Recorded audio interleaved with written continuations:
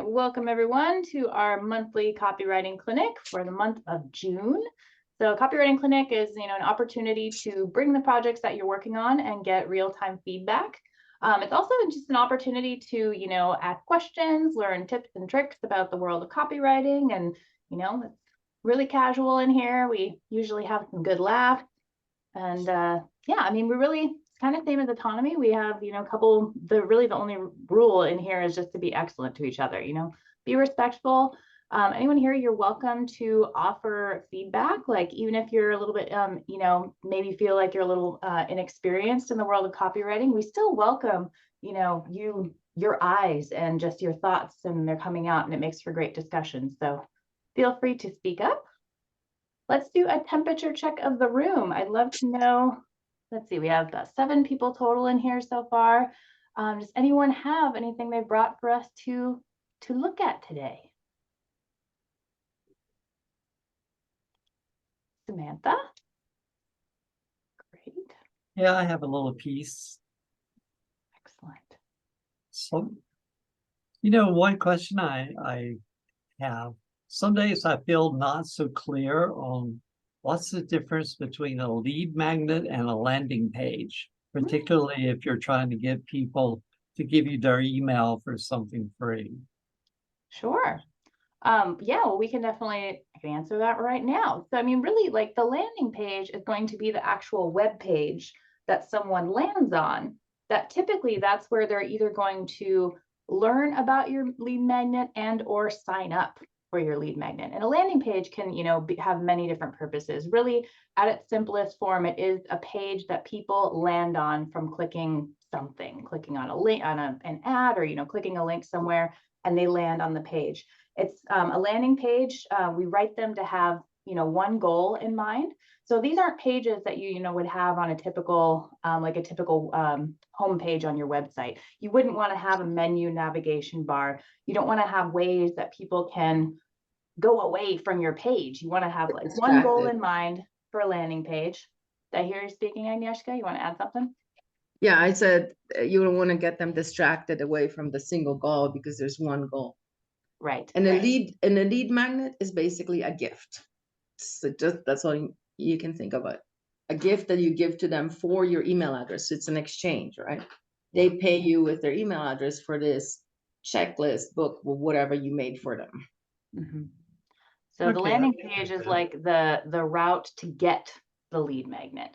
That's where you're going to be collecting their information, letting them know what the piece of value, the gift that you're offering is.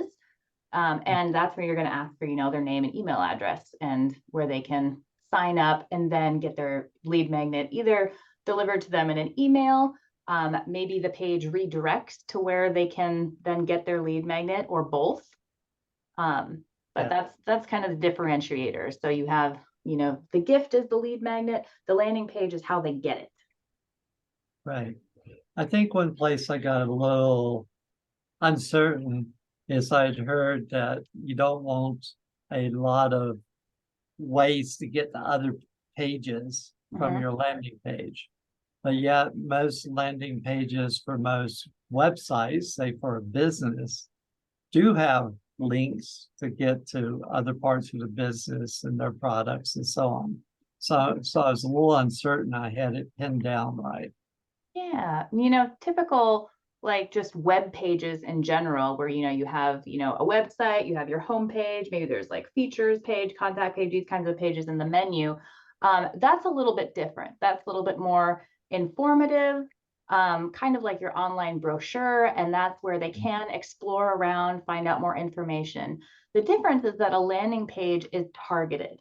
A landing page has a very specific purpose, whether it's to sell something, to get them to opt in for your lead magnet. Landing page can take many forms, but that's why we do distinguish that a landing page, you don't want distraction, because it has a very specific targeted purpose. No matter what that purpose is, as one purpose, you don't want them to get distracted and have other menu items, have other places that they can go. Okay. So and also, sorry, just to add one thing, the thing with the links, that's usually referred to as the home page as opposed to a lead page. or a landing page, like a home page for your business, more like a storefront rather than a product feature, which would be a landing page. Does that make sense? So say you're a bakery, right? Say you're a bakery and you're selling bread online. So on your homepage, you have, we're a bakery, we've been open since 1635. It's a European bakery. Yeah. And and you know, we've been making bread and we have all this information, photos of the founders and all this jazz, right? But then you decide to create a new product, and it's totally different than all your other products. Say it's a starter, right? So now you want to push the starter for the people in your local area. So then what you would do is you would create a Facebook ad for your local area, and then you would pull them to a landing page. That bakery now has the starter. Get the starter here. This is the starter. This is totally different, and or a specific niche for a specific thing. Sorry. They get your name from the page. They can look you up by cross-searching, but they don't have any link to your website from the landing page about the starter kit, or, you know. Okay, So I think I have it. yeah, so as an example, here, let me show, we'll use autonomy as an example. So we have getautonomy.info. This is the home page. This is where they can navigate to, any number of places. They can explore autonomy. There's community, autonomy for individuals, could go to Autonomy Unlimited. So, this is kind of almost, again, like this online brochure where it's showing you a whole bunch of things that they have to offer. However, when we switch over to this would be the autonomy course landing page. So there's no navigation at the top. This whole page has a very specific purpose, and that is to sell the autonomy course, to get them to take the next step, which would be the obstacle course. So all of the links that when we start going down here, when we find links, all of these are going to lead to the obstacle course. So that has a very specific purpose. And actually then the obstacle course is another landing page, where then this has a specific purpose to get people to opt in to the obstacle course. So then it just leads to a checkout page. So it's a very specific path that you're being taken down in here once you get on this page. And if we had navigation bars, it would just be too easy to get people distracted, where they could go, oh, maybe I want to check out this other thing. Where here we have one goal, and that's to get them to the obstacle course page. That's just to get them to learn about autonomy and take the next step. And so similarly, look like, can you switch to the homepage for a minute? Yep. Because you kind of breezed over that. Sorry. Yep. So that's the landing page, and now the difference, the homepage. Okay, that's the homepage, right? So now we have the different links, and then we have Autonomy Unlimited. Autonomy for Business is Autonomy Unlimited, so they can link to there if they want. We have all sorts of stuff in there, and the story is on here. The story of why we are and what we do, why we do what we do, and all that. So it's like this page is still selling autonomy, but it also has because it's a home page. It has different it can have a bunch of different purposes, and this is allowing different paths that someone could choose to take. So oftentimes, you'll see even more. This one it's still fairly targeted, I think, for a homepage. It's still really trying to sell autonomy, but there's a lot more options that you could do. You could go here, you could go pop over to YouTube and watch Do It Live. And I mean, if you're doing a regular, like a sales page or a landing page, don't put links to YouTube. that's an immediate path to distraction right there. But here, we're allowing a lot more choice, a lot more choose your adventure. Where do you want to go? You could go read a case study. There's various things that you could do on this page, whereas this one has one path. People often tell me when they join Autonomy that they've seen me in videos, but I never know what videos they've seen me in. I know. I always get that. Most people know me and know my name and my face before I've ever met them. It's interesting. One time, even at Mike's house, there was a gentleman there who I never met before, and he ran up to me. He's like, "Oh, you're my favorite teacher at Autonomy." And I'm like, "What the fuck? Who are you?" But yeah. I didn't even know I was traveling at the time. So I was totally out of touch. So, Autonomy Unlimited, we have a whole navigation bar up here. This is an example where we do have an opt-in that is on the homepage. If we ever get to it, there we go. So this opens up to a landing page, an opt-in landing page. So this is opting in for a lead magnet. But then you see no more navigation bar. The only place that they could go is back to Autonomy Unlimited. But the only, the goal of this page, it has one goal, and that's to show the value of the lead magnet and get them to sign up. So we got a little bit more, reinforcing language down here, just building up the value of the lead magnet. Boy, not everybody on this team works with us anymore. We need a new photo. These two are in Germany now. I don't know where Shannon is. And Anna's pregnant too. She's a little bit further along than me. She's also pregnant. So yeah, we need a new picture. Well, congratulations, Kara. Oh, thank you. Thank you. That's great. Thanks. Oh, Trigby, hi. I didn't even see you pop in. Yeah, thank you. Yeah, so Samantha, this is a great example then of an opt-in landing page that's, focused on selling a lead magnet. We've got that one path, sign up, and then, they would get this. I think that this one works where it's just delivered to their email. So after they submit, they might get a little thank you message, go check your inbox. And then we're training them to check their email inbox because we want to follow up with more emails afterwards and be able to continue to market to them.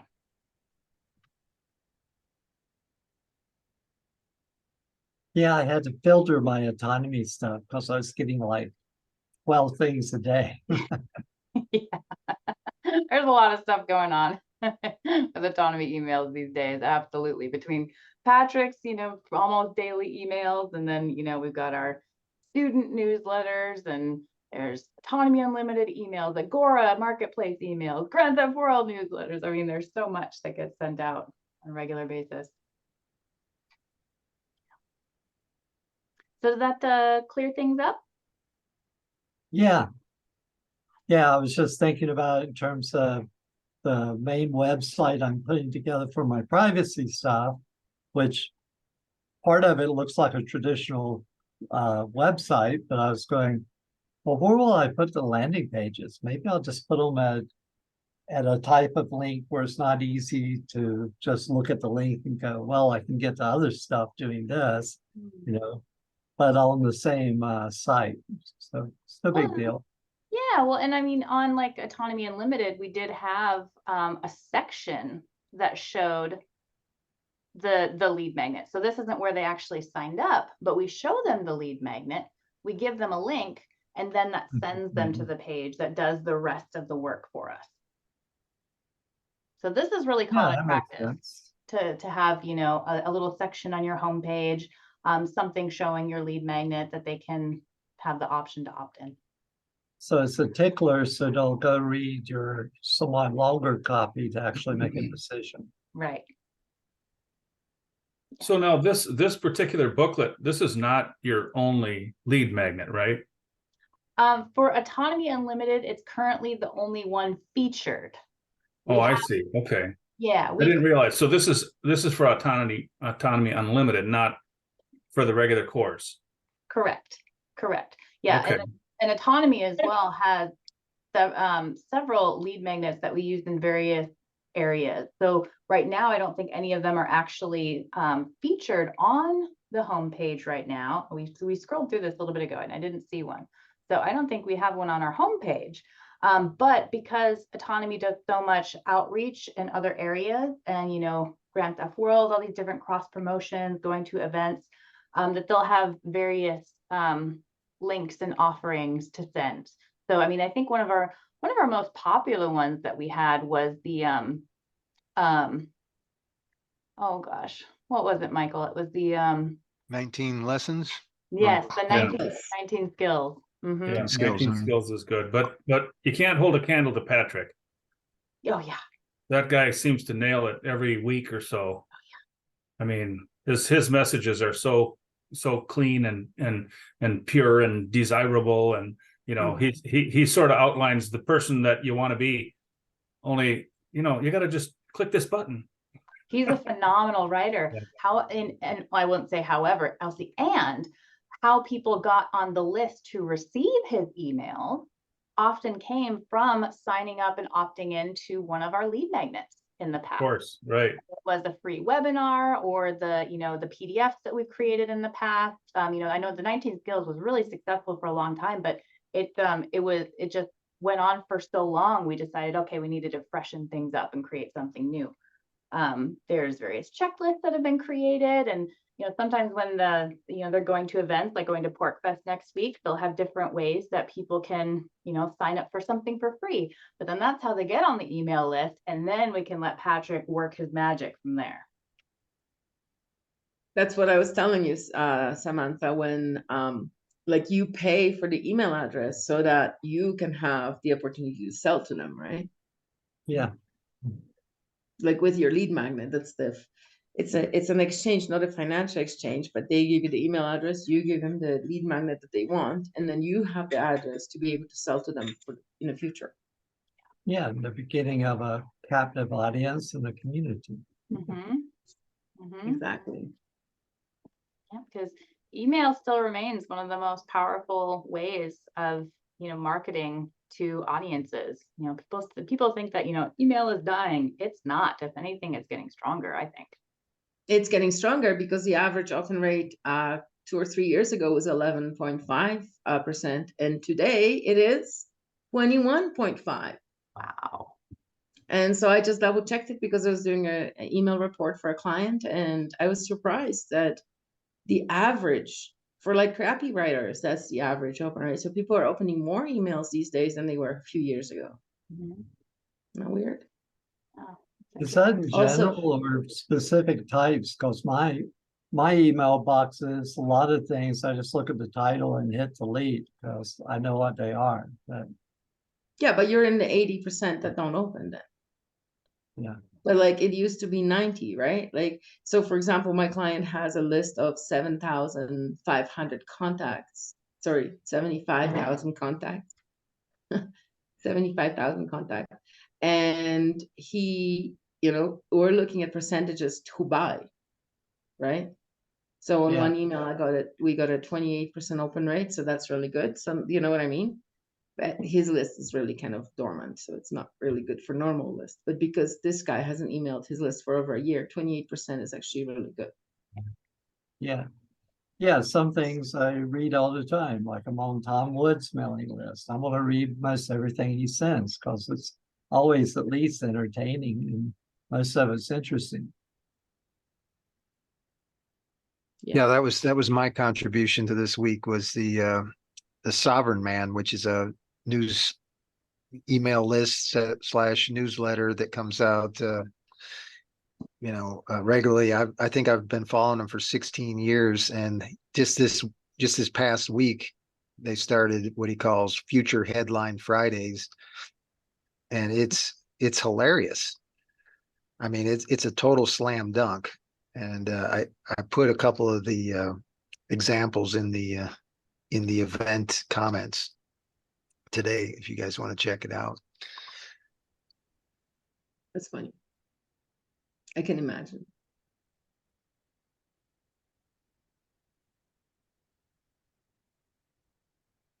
Now what? What are we doing? Why are we here? Now I was just gonna go and get those emails if we wanted to look at them as examples. But Samantha, you had something you wanted to take a look at today? And by the way, I really like Patrick's last Grand Theft World email. I read the whole thing. And then I was halfway through it. I'm like, this is Patrick's writing. There's no way somebody else wrote it. I'm already halfway through and I'm still reading it. It's got to be Patrick, right? And then I scroll down to the bottom really quick. Yeah, it's Patrick. Yeah.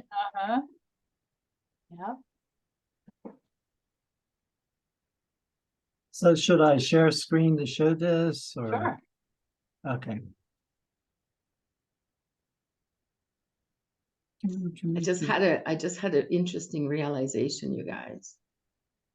I'll share it with you because, like, you know how, like, when Patrick writes, everybody's in awe, and then when I was teaching face reading, everybody was like, "Ooh, this is so cool." So maybe if we all do the exact thing that we're supposed to be doing, everybody's gonna be doing ooh ooh around us anyway. Because even though I'm a really good writer, nobody ooh oohs like that about my writing. Like, they're like, "Oh wow, that's really good," but I've never had that ooh, you know. But I've had that about face reading. Interesting. Okay. So, So, yeah, give us the background for this. so I've been doing a lot of looking into privacy and security stuff online and done a few videos on it. So I wanted to put together a landing page and an offer to a PDF that goes through a little more depth than this page does. What people can do that's fairly easy, that's fairly low-hanging fruit to make their privacy and security a lot better. So who's the audience? Most anyone that's interested in, am I doing the right things now? Is there stuff I can do better? Is it something I'm willing and able to do that's not too hard? And so that's what I'm aiming for. And this is just a very simple thing I cobbled together myself with basic CSS. It's not fancy, but the idea is to get the information across and to grab people. So I start out with your privacy and security is threatened, and give some factoids like 11% of adults will have their identity stolen, either wholly or partly, and some of their credit cards and stuff and websites being stolen. A lot of hackers and bad actors, some of them in government actually, will track everything you buy, do, and communicate with others. Some of them just want to sell you stuff, but that stuff can potentially be used against you. And, you know, the records are pretty permanent on some of this, especially like metadata, who you talk to and communicate with and how long, those sorts of things. There's been stuff collected sort of as a side for that was supposedly about possible international bad actors, but the way the law is written, they can grab anybody that's like one or two hops away from the actual person they're investigating. So they end up getting millions of records for all of us. And it's in this database that can search at will. It's nasty. Anyway, after that section, the good news is that there are easy actions to protect yourself from this stuff with a free PDF, and give them an early opportunity to get it now. And if they don't hit that already, I go into some detail of what you will learn, which is broken up in different things for people to do, like one of the big ones to learn early is just how to be more private online. Don't give out a bunch of information, especially just because you saw some form pop up asking for things that you don't really believe you want the party to have, or for what you're interacting with them for, they don't really need. Be more conscious of it is the first part. And these little things in this lighter reddish color are the things you're expected to get out of it. In this case, develop better privacy habits. Another big one is if you use like the same email, and if they ask for it, the same phone number on a bunch of different sites, well, now all of these are linked together and they make a more in-depth profile of you. And if someone wants to attack you or hack you, or any one of those sites just leaks the information, now it's out in the wild how to probably find out who you are and what else you do across the whole internet where you use these same things. So a big one is teaching people to easily have and use more than one email address. and be really careful about phone numbers. Most people don't need your main real phone number. Yeah. VoIP numbers are much better, and you can have like one VoIP number that's for random merchants, and one or two for your business, and one that's just for your friends and family. So one thing I'd love you to do. So first, let's scroll back up to the top. And Yeah. I want to do a little exercise with people in the room. So because this, we're kind of in an audience here that's in this room of people that do value privacy. What I'd love to hear is just starting with like the top headline. What do you feel? What's your gut reaction to reading the headline, and just how do you feel when you read this? Well, my first reaction would probably be duh, but I've been doing this all my life. Right. Yeah, I want to hear from others in the room. I have my own thoughts, and I'm curious to hear what others have to say. From like an innocent perspective, like if I take my brain put aside, I would say that she's just a conspiracy theorist that's like talking about other people, not me, and this does not apply to me at all.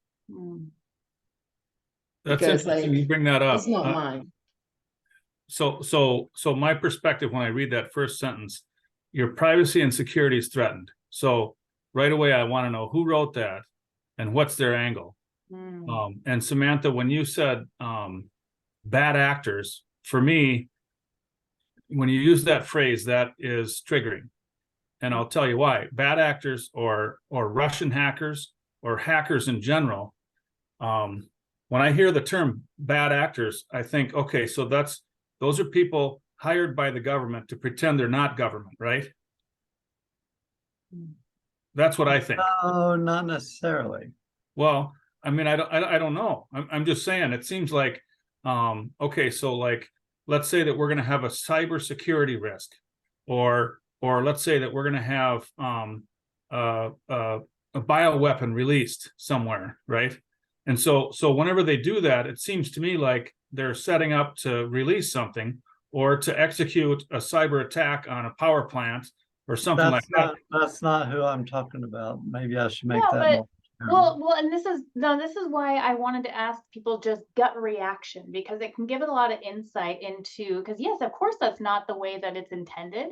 That's not what the information is really saying, but this is why I wanted to hear gut reaction. I mean, those bullets those are factual things that Oh, I'm sure. apply to everyone as far if they haven't taken measures to be safer. So the first thing that people are going to read, though, is the headline. And for me, this is what I was curious to hear from others, and I'm still, open to hearing from more in the room. For me, the headline felt a little clickbaity.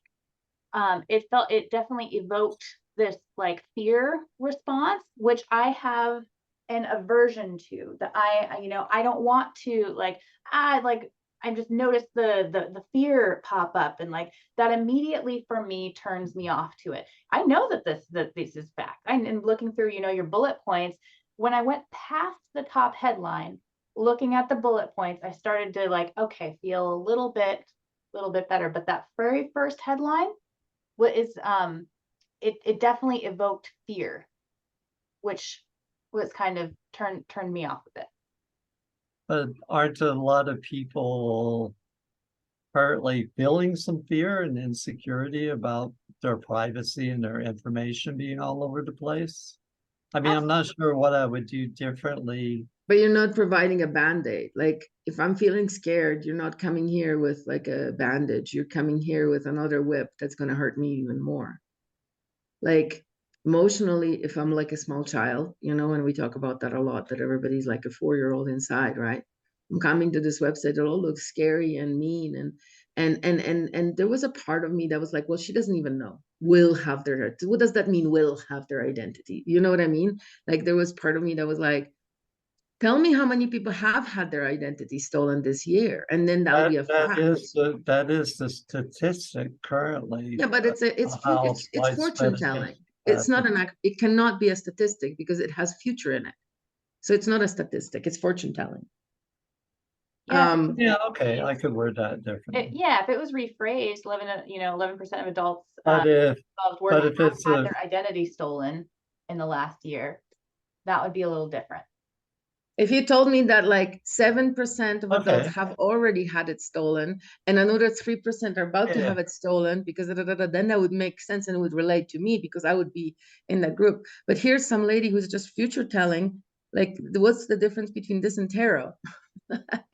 I do tarot, so I should, but Well, if the statistics say 11% have had this happen, that's a it- different it's statement. pretty likely without changing anything that 11% or more will continue to have it happen, right? Yeah, but you're not telling me that 11 have had it. You're just pulling facts out of your bomb. You're not Yeah, I actually hear you.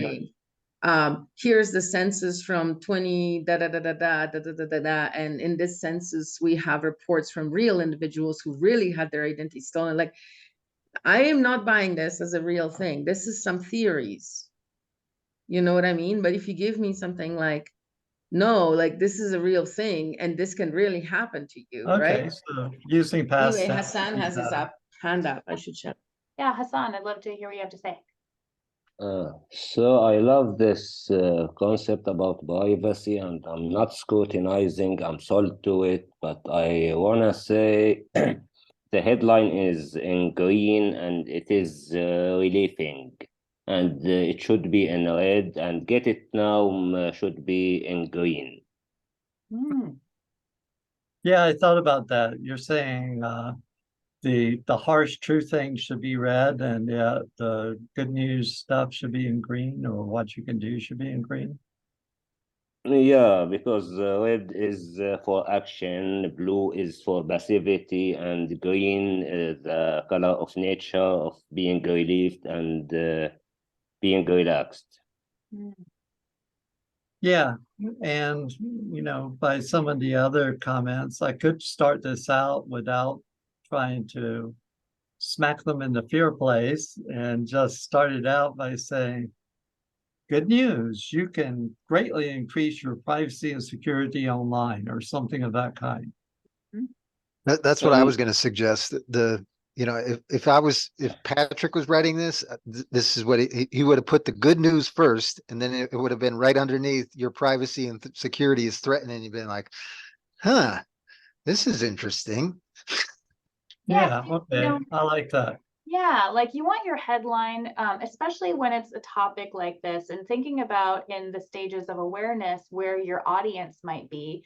Maybe they're aware of a problem, but you also need to balance that with solution. Give them some hope in the headline, that there's a solution here, and then get into your problem section, which is like reality. Your privacy and security is under threat. This is a problem. 11% of adults in the developed world have had their identity stolen in the last year. I mean, I'm getting into the hard facts, and they're like, oh, okay. Now, because you made me feel a little bit safer reading this page by giving me some hope in the headline. It's like trust. It's building some trust. Okay. And Yeah. also, I think the two things that I really feel that relate to me in this is if it said that 11% of adults already had their identity stolen, so if it was a fact, then I'd be like, and then if you said, I can show you how to not be one of those, right? And then I'm like, whoa, what? Right? The other thing that, because there is a belief that, the marketers having your information is actually beneficial because you don't get misplaced ads, right? You only get the ads you cared about, right? But there is a big thing in your second to last point, which is a bad placement for such an important thing, because it should either be first or last. People forget everything that's in the middle. But all this data can't be used against you, if not by today's laws, then by tomorrow's. That's a key point. It's not written in a way that's emotionally affecting me, but this should be written in a way that's emotionally affecting me. Like, laws change all the time. What's legal today, you're doing this today and it's legal, but by tomorrow, this may be illegal and you may go to jail for your actions of yesterday, right? That's exactly what you're saying, but you're not saying it in a way that's like emotionally threatening to me. Yeah, and I sort of put that down there. I was sort of thinking about that because a lot of people, when they hear this, you know, many people go, well, I have nothing to hide. And if you Right. mention that laws change and stuff, then they start putting you in the conspiracy theory bucket.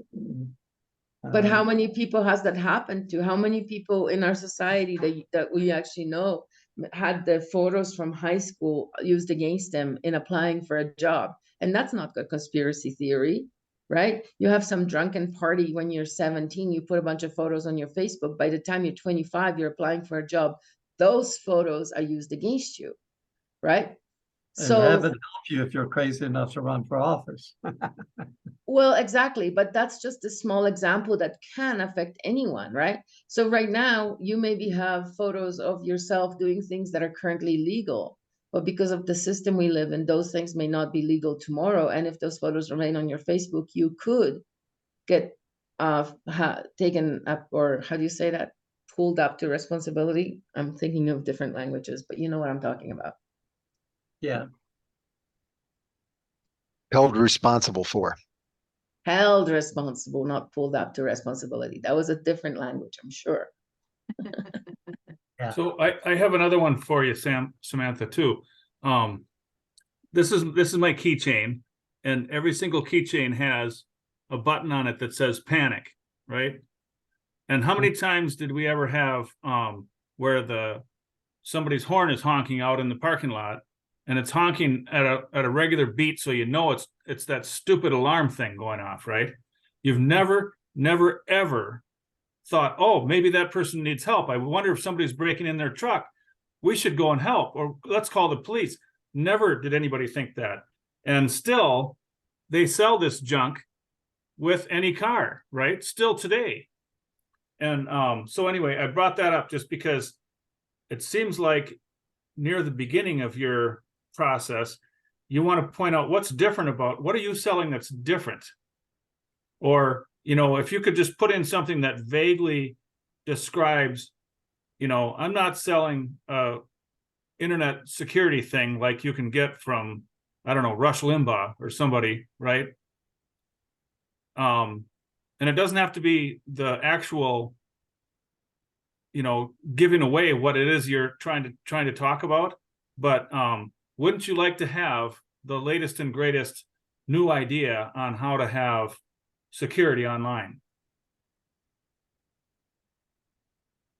Yeah, these aren't so much the latest and greatest new idea as what are the tools out there that are pretty easy to use that Right. make it more secure. Maybe that's a better way to put it, because it's why do you think somebody wants to listen? Why do you think somebody wants to keep reading? Like, if you're looking for an easy way to protect yourself, keep reading. Yeah. Yeah, and you guys just demonstrated the difference between men and women, by the way. Men look for the latest and greatest, and women look for care and somebody to take away their problems. Like it's literally like a biological thing. And he said it with his own words, and then your reaction was just exactly perfect. Like, well, I don't know if latest and greatest is the way, there's nothing that's latest and greatest. We all know that. But all men look for latest and greatest. There's nothing new under the sun. So Agnieszka, do you like the car alarms? No. Okay, I hate them. But I'm weird because okay, so I can sort of relate to somebody who would be scared. Like, there's these ladies on Facebook and they do these little videos of like, you walk around your car, you check if there's any markings and stuff. And I don't know, maybe I'm an arrogant asshole. I'm gonna undo my video for this. Maybe I'm an arrogant asshole, but like, I've never been scared. And like, if somebody wants to attack me in my car, like the level of crazy that they would receive back is not worth their trouble. And I'm not scared. I'm really not scared because I have never had to. You know what I mean? Like they'd be like, I read this book once and this man was trying to rob this lady, and he said a sentence that was not grammatically correct, and the woman's like, excuse me, what did you say? You want my purse? And what did you say? I don't think so. Where did you go to school? And she just went totally nuts on him and he left. He was like, what school produces adults that speak like this? I don't understand. Like, how is this possible? You know, and she just out crazied him. Oh, yeah, that would be you. Yeah. I've done it before. The only good thing about the car alarm is maybe somebody will look over annoyed and notice there's something bad going on. That's it. Mhm. So kind of coming back here, I would also comment, so as we then start to move a little bit further down the page and the what you will learn, I think you're giving away too much. I think you need to tease more, because they're going to learn, get the full information when they get your lead magnet. You know, if we're talking about in terms of being able to get that email address so that you can market to them later, you know, while still, you know, giving a bunch of value, I think you're giving away too much. I think that you could simplify this down a little bit. Yeah, I You was know- sort of feeling that too. It's sort of like it's the outline of the PDF. It's got a little too much stuff, and they can go, well, you've given me a bunch of good ideas already. I don't need to read the PDF now. Yeah, you know, you've got like the great headlines. You could do, you know, some bullet, like, you know, maybe like 1 or 2 bullet points underneath or something. But I think that you're giving away quite a bit here that maybe they'd say, do I really need to get the lead magnet? She just gave me a whole bunch of points right here. I'm just going to go get to work. Yeah. Also, you're missing from this page. There's this lady that I listen to, and her name is Auntie Bev, and she talks about words from the dictionary on Facebook in these short little videos. And she's like a Black lady, so she could not be my auntie, but like it feels comfortable. Like the Auntie Bev thing, you know, she's maybe about your age, and it feels good to know that Auntie Bev's looking out for me and finding me all these words. Like if you were like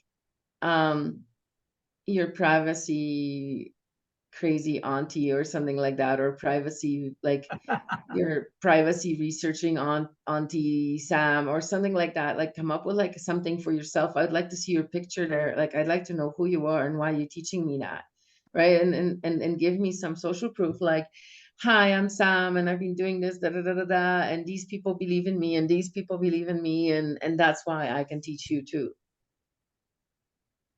Yeah, although I'm new at this, so I don't have a bunch of testimonials to say these people believe in me. Well, we believe in you. Okay. Okay. Point. I have mixed feelings, to tell the truth. Like there's this one privacy guy, I forget his name offhand, and he always has in the corner of his page him standing up, nicely dressed. And first time I looked at his page, I go, I don't really care what you look like. What have you got to say? You know, but maybe that's me. Maybe other people Yeah. are not different. Most people want to put a face to the information. This could be given by like the Chat GPT, right? The way it's written, there could be a robot on the other end. If you give me something to sink my teeth into, like, okay, this is a real person. She's really caring for me. She's really looking out for me. You know, she's seen trouble and she's helping me avoid it. Yeah. Okay. And I don't think that's- discount your lifetime of experience because you don't have much experience with this. Like you still have a lifetime of experience over other people. So you have the discernment that comes with age, and you have the discernment that comes with experience, and there's nothing to scoff about. This is what we've lost in our society. That's how come society's turned into so much idiocracy, because we don't listen to people who are older, who have a better, like with experience comes perspective. Most young people do not have that perspective. They cannot see as well as you can see because they don't have the perspective of years. You need to put that in a sentence and stick it on that page with your photo. And that you don't have to be like wearing a ball gown and like strutting. You can just be like normal. Yeah. Like, give me a personality and give me a person to trust. Because the only reason you can see it so well is because you're not immature or inexperienced.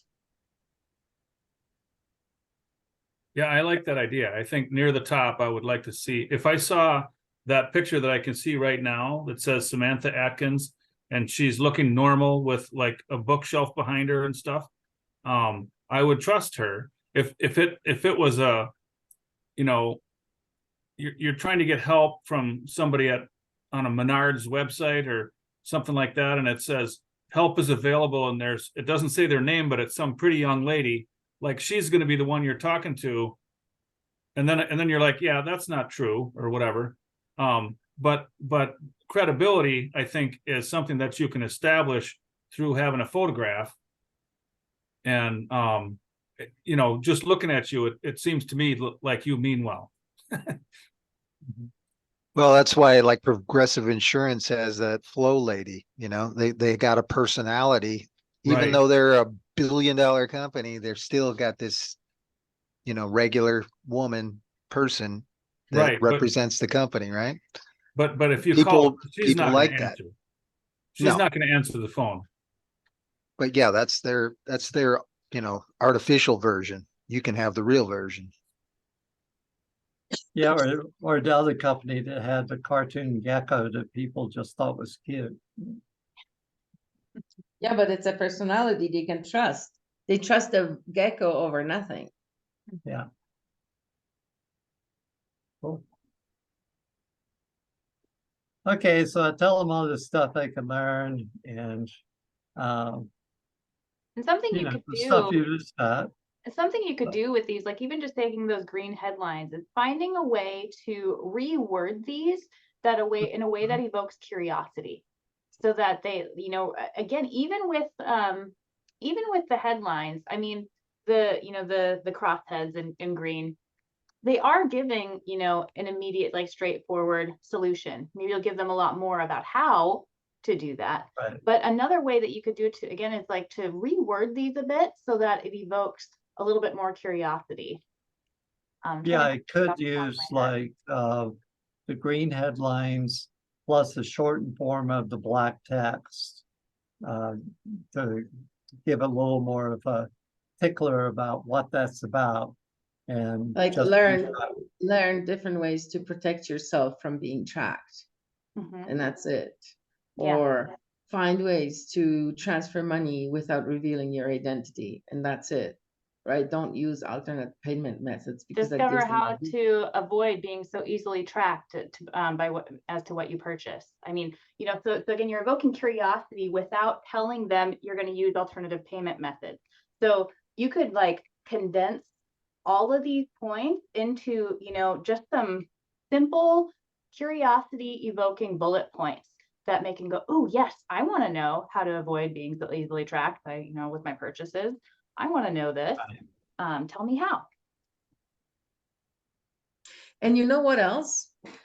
Because you're in autonomy, right? You could give yourself a title, something like autonomy privacy specialist, or the grandmother of privacy within autonomy, or whatever, like however you want to phrase it, or make up a title for yourself. And then you can make that title official within autonomy, like this. Yeah, I'm going to be the specialist in privacy right now for autonomy, and anybody who wants autonomy, like come to me for privacy information. Put that in your bio, put that on your website, and then you're a specialist for autonomy, which is a huge organization. Yeah. How many years have I been saying, oh, and I teach at an online university called the University of Reason. I'm a marketing and copywriting and marketing strategy instructor. Of course I am, because I'm sitting here teaching you guys, right? But I made up that title, and I made up the Copywriting Clinic, and I made up everything about it. I pulled it out of my bum. I dragged Kara into it by the hair. Now she's the boss, right? So you can do whatever you want. You can do whatever you want. You can do it however you want to do it, right? And you can create whatever structure you want around it. You're not this inexperienced baby Sam. You're a person with huge experience, huge perspective, huge knowledge, who can sit there and advise all of us, even within autonomy, about this. Because I honestly have no clue. Your voice holds weight, Samantha, and especially, you know, in our community, and you know, we're a big community, you know, like more than 600 plus. That's a lot. Cool. Maybe even 1,000 with all the clients for Autonomy Unlimited. Oh, sure. Sure. I was just thinking students, but yeah, if we want to go that route, there's definitely a lot more. Like the community at large, yeah. Hmm. So, and you guys, everybody in autonomy can come up with whatever your specialty is, declare yourself the expert. And I mean, were you there, Sam, when I asked Richard for a doctorate? Yes, Richard, for a Yes. doctorate? I did. I said that I've been applying autonomy principles for the last 3 years. I've succeeded tremendously. I've improved all my jobs and activities. I have now stepped up and I'm on big stage and I'm teaching my own courses. And I think that deserves a doctorate. And I said, if Or at there's least anything, honorary. So, Well, Honorary, yeah. and then I said that if there's anything that I'm missing in order to gain a doctorate from my achievements and activities, like you deserve a doctorate too, Kara. I'm not saying that it's just me. I'm just paving the way. But if there's anything missing, like if you want me to write a 10,000 word essay about it or whatever, I can do it, right? I can do whatever you need for me to submit to get a doctorate from the University of Reason. Because quite honestly, it's the only university I would ever want a doctorate from. So be careful of the acronym, though. Don't go with DOA. I thought it was DR for doctor, but then they changed it to PhD, right? I got to look into that before I start using these things.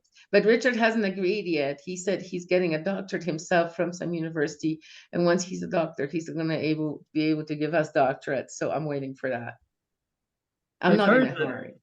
I've heard that doctorates are in some ways easier in Europe, that if you can write a couple of peer-reviewed articles that are really good and interesting, then you pretty well have it made. They're not a See, I bunch could write those. sitting If in Richard requires classroom them, you requirements. guys can peer review it. Sorry. A dissertation. Yeah. Whatever. That's not the point. I think with autonomy, it's more important that we apply it in real life and we can see the improvement with our own eyes, you know? Mhm. Like Kara definitely deserves a doctorate from the University of Reason. So I've got a Yeah. lot of ideas of how to make version 2 of this that's shorter, crisper, has my face on it. Yes. More oomph.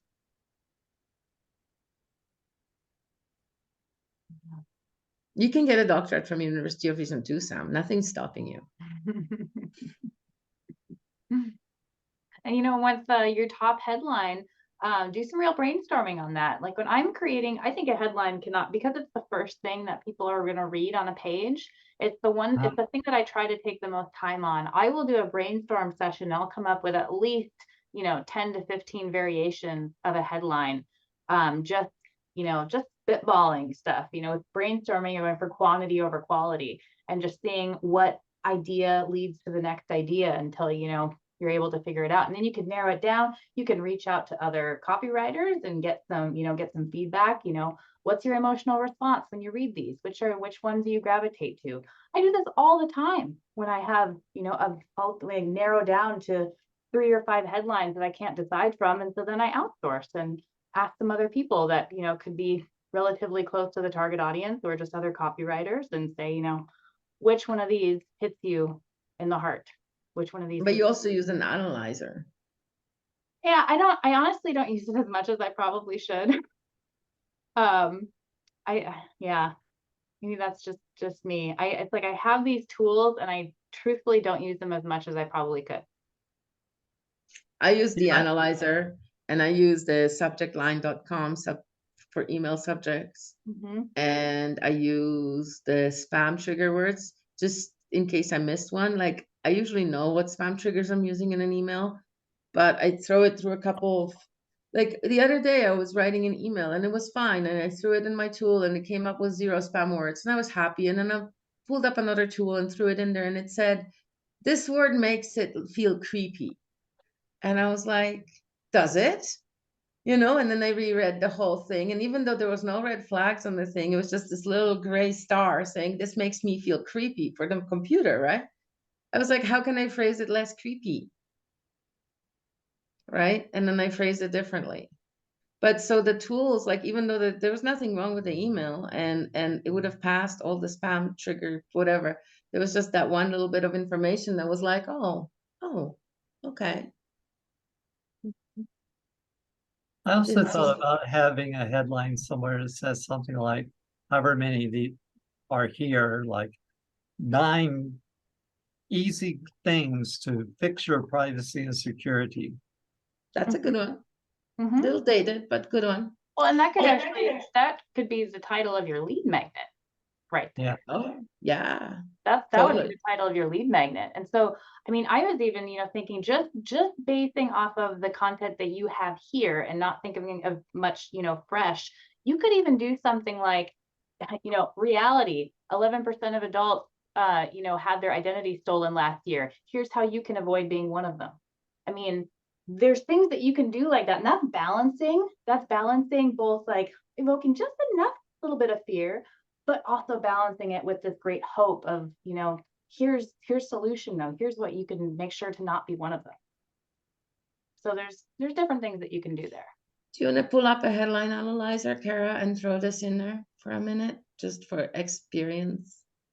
Which one? Well, your favorite one. Well, no, I mean, which headline? Oh, their privacy and security is threatened.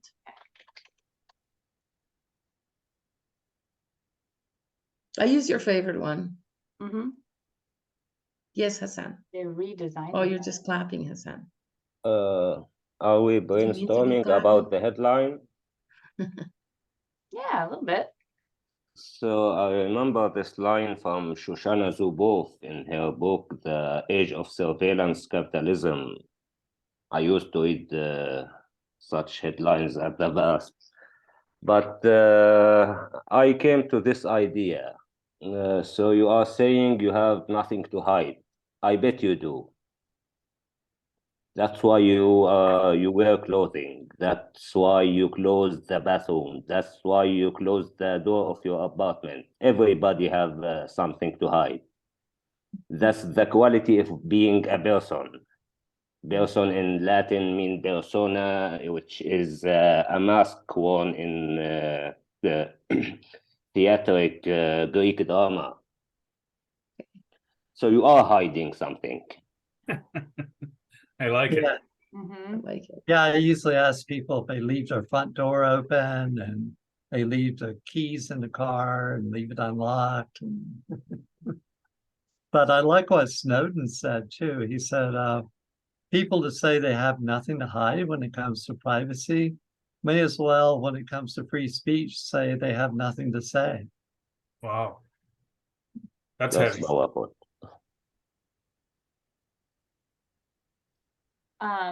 So why don't I show you what I put into this? So the particular analyzer that I'm looking at measures the emotional marketing value of the words. And so I put in the headline that we have here, and actually the score-wise, if we look down in here, so to put this in perspective, English language contains probably 20% EMV words, and then most professional copywriters typically have 30 to 40%. So if we go by percentage, not terrible. That's actually, right in the range, but then it also makes a point that it has this predominant classification of intellectual when, you're wanting to also have some more emotion, some more, something to hit them more in the heart center where this is really head focused. And and this is why I like this tool, because it can also depend on who you're talking to, who your audience is. And this is the thing that anybody who's spent time with us in here will, hear us talk about. It really depends on who you're talking to. So if your audience is solely intellectual, then maybe this could be a decent headline. But again, it's depending on who you want to attract. And do you only want to attract just the intellectual? You also want to attract the heart. Yeah, so moving up something that's down lower, protecting yourself and your family, that pulls a little more heart into it early. Yeah, just for like an example, let's do another one. Let's just by what you said, protect yourself and your family, just because I want to see the result that comes up so we can use it for a comparison. This has the 40%, And this also is intellectual. That's interesting. Yeah, I that's haven't really, used this tool in a long time. So I think of what the other they What also about something, don't let this happen? I'm sorry, I'm eating ginger. Don't let this happen to you. I think part of why I led with sort of the fear part is humans are amygdala, reacting to scary stuff, predominant. So I thought, yeah, maybe I should lead with that. But Yeah, and that was good, but it was just a little bit too in these higher chakras and not enough in the lower chakras. Like I know that when you say something is threatened, you're talking about the base chakra, the safety, security, right? But at the same time, the way you phrased it, it has to be filtered through the intellect. It's not a visceral sensation. So Kara, try Hassan's. So you say you have nothing to hide. Yeah, that one. what's the second part? Did you Just do that. just that? There was a second part to it. Hassan. So you say you have yeah, it's nothing sort to of long hide. for I him. bet you do. Yeah, I bet you do. yeah, And you did say so at the beginning. yeah, yeah. See, high score. Ding, ding, ding, ding. Way to go, Spiritual. Hassan. Mhm, mhm. Spiritual. It's spiritual, interesting. Mhm. I think that, these are definitely good tools, but this is where I liked in the beginning when this is why I was so curious to hear from people in the room of just like what your gut response was. Because that's kind of what they're trying to, go for here in like, a technical way is analyzing, what would be the response and where would it be happening? It'd be happening more at the spirit level, the heart level, the intellectual level, these kinds of things. And that's why I was very interested to hear from people here and what your own reaction was. I think it was a good exercise. I think I know why, Sam. Your headline. The reason it's intellectual, not emotional, is because it's not the words that someone would say to themselves as they were falling asleep. Like it's not natural words that you would say to yourself, right? But the same message could be rephrased in a way that you would say it. Oh, I'm scared or something like that, right? So that'd be more something you'd say to yourself. Are you saying to go more towards first person because it sort of feels like that? No, I'm just talking about like word choice. Like if you think about it, like a lot of people say, for example, my company solves financial problems in the family by lowering their gas bill or something like that, right? Maybe that was actually not that bad, but whatever. And then you want to make it more emotional. You want to say, is your gas bill getting you worried? We're here to help you, right? And that becomes the same headline, but it's much more relatable, and it's more the thoughts, the words that you would say to yourself if you couldn't sleep at night because your gas bill was keeping you up. Like it was if that was a worry, right? Yeah, But something like worried you can't keep the heat on and put food on the table, something like that. exactly, that's an emotional one. That's exactly what you would be thinking, right? Versus what you wrote is something that you would intellectualize. It's not something you would think from the heart. I'm Maybe pretty it's much something a you head would write in a person, letter. so those aren't so distinguished to me, but I hear you. Okay. Well, and that's why, that's why it'll be good practice for you is to find other ways of communicating this stuff to other kinds of audiences that, you'll have no problem appealing to the intellectual crowd. That's not an issue, but to be able to capture more of still, people that might, react or think a little bit differently, that are, a little bit more heart focused, but they still might have the same fear. They still might have the same concerns. They've just different personality types, different ways of thinking. And so it'll be good practice for you to find other ways of writing some of the content to appeal to more personalities, if that makes sense. I feel like I rambled a little bit there, but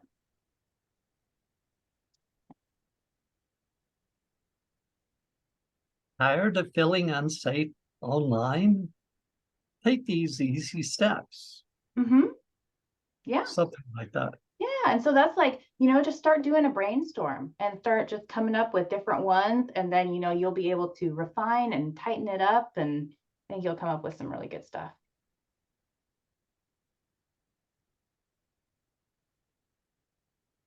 I remember in Breaking Bad there was an ad for Saul, Better Call Saul, and I am imagining such ad for your website. If you are worried about your privacy, you better call your Aunt Sam. Yes. Actually, I kind Or- of like the juxtaposition of Aunt Sam versus Sam. Uncle Sam, Yeah. Yeah. right? Because she's the one that protects you and he's the one that takes advantage of you. Yeah, That's fun. Or sort of even reminds me of Better Call Saul. or even you could say, do you know anybody whose identity has been stolen? Right? Like, make it really personal. Do you know anybody?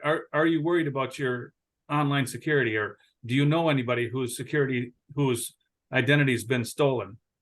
That would Because be a I know a landing lot of page. people who have like had to get their Visa card changed because somebody was using it, or and the Visa card people are trying to get out in front of it and not make you pay if it was stolen.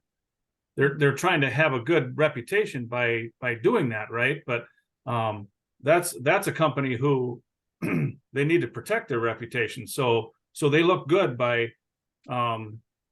creating a few customers whose identity has been stolen, and then they come back and pay the bill off so you don't have to. And now all of a sudden those people are walking around telling other people how good their Visa card company is, right? Yeah, although the Visa card company didn't tell them how to not get robbed in the first place. No, and they could have been responsible for the whole event anyway. None of that matters. It's what the customer is now saying to their friends. Yeah. Uncle Sam never had your back, but Auntie Sam will. Auntie Sam, yeah. She's awesome. Aunt Sam wants you to have good security. Then you have to take a photo Oh. like this. Yeah. Oh, I love it. Auntie Sam wants you to protect yourself from Uncle Sam's greedy fingers. Right. I don't know if this, but maybe this plays a role or not, but I know in the last few years there's been a huge uptick in like scammers making crazy. I had one where calling and telling me something about like being involved with a some kind of criminal thing or something like that, and then they started just like asking me all these questions, and this guy was like asking me to spell out my name, and I was like, well, you called me, how come you don't know what my name is? And he's like, oh, well, what's your problem? And he started like arguing with me back, and I said, no, like why don't you you should know who I am, tell me who I am. And there was like a pause, and he said, oh, have a good day, ma'am. I said, yeah, all right, that's what I thought. Recently, oh my gosh, I got this spam email that from a hacker that was saying, it was ridiculous. He went through this whole thing saying he's been monitoring all my activity, and said that he was going to release that he had accessed my camera and was going to release videos of me masturbating to porn to all of my contacts and all these people if I didn't provide him with this amount of money in his bank account. He's counting on you having done that.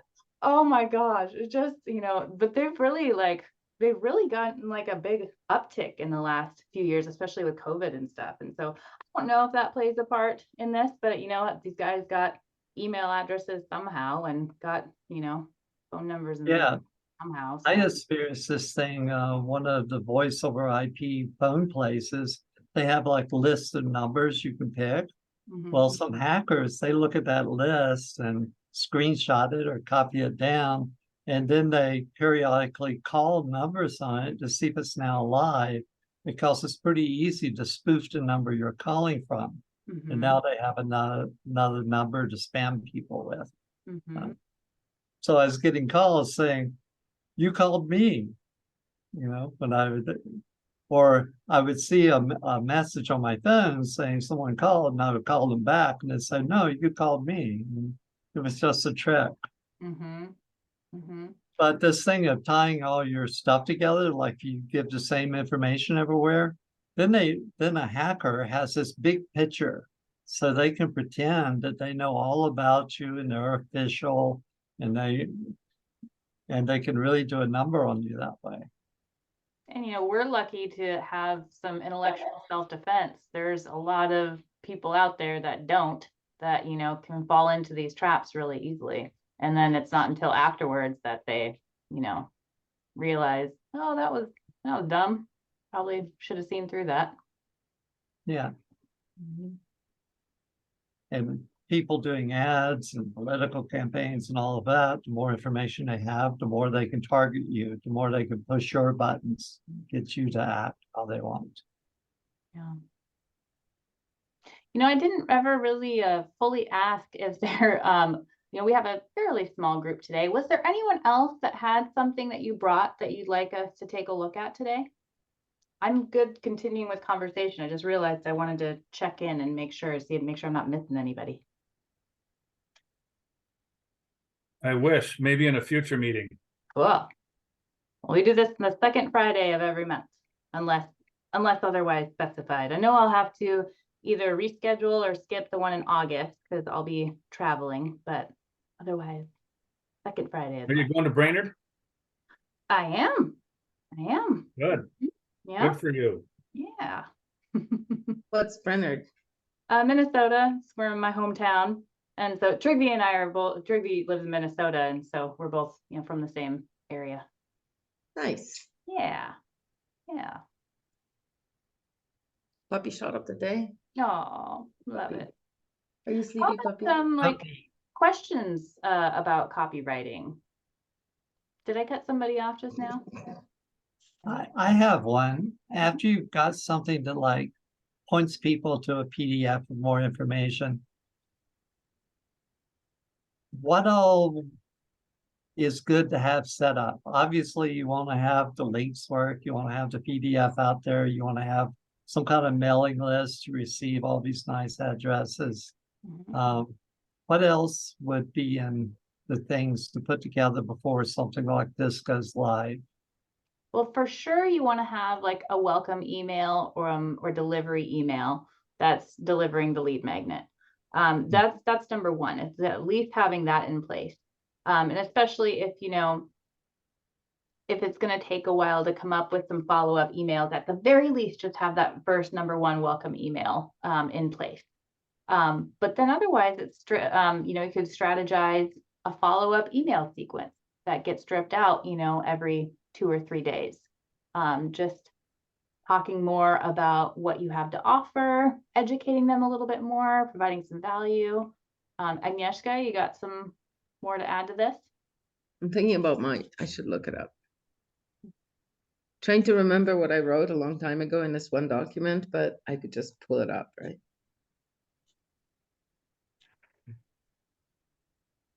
This was my lead magnet a long time ago when I had when I was trying to get clients. Well, while you're doing that, I'll keep talking a little. So the follow-up email sequence is another way of you're building a relationship, you're building trust.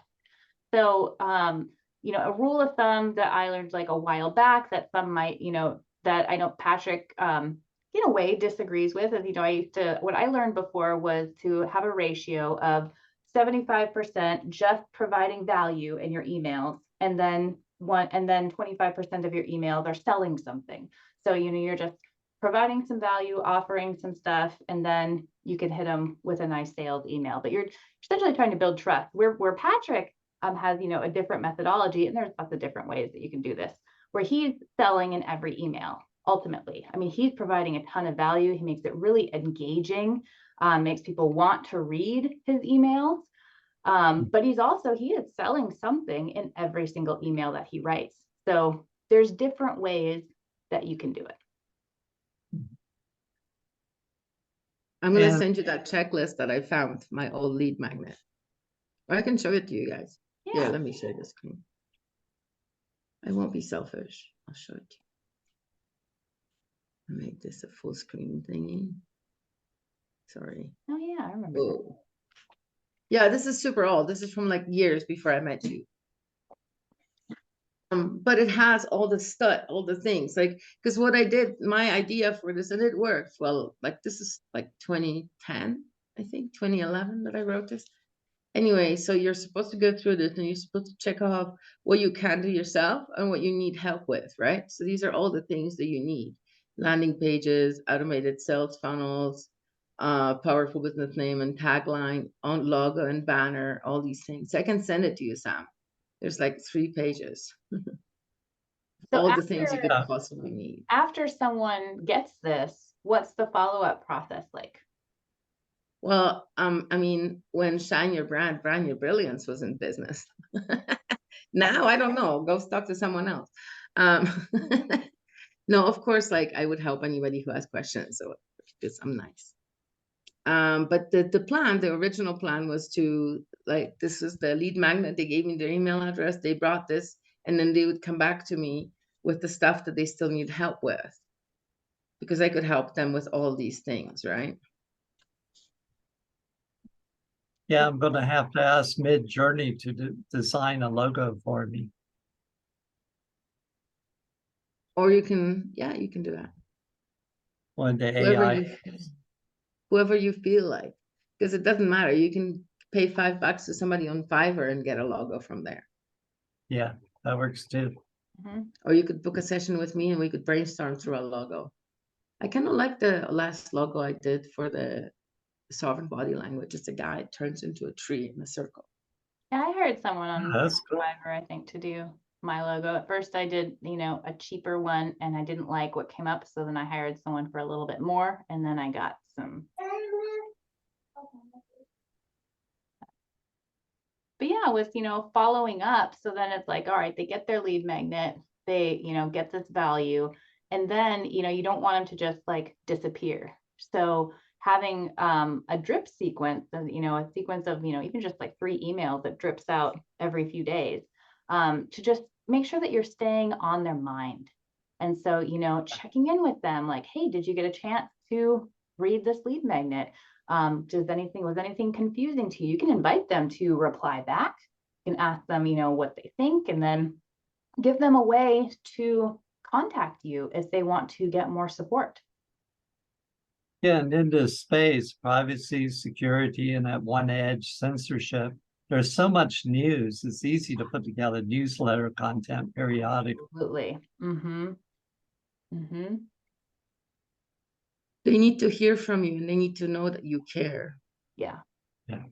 You can keep providing. They more need value. to, You can expand on things that you gave them in your lead magnet.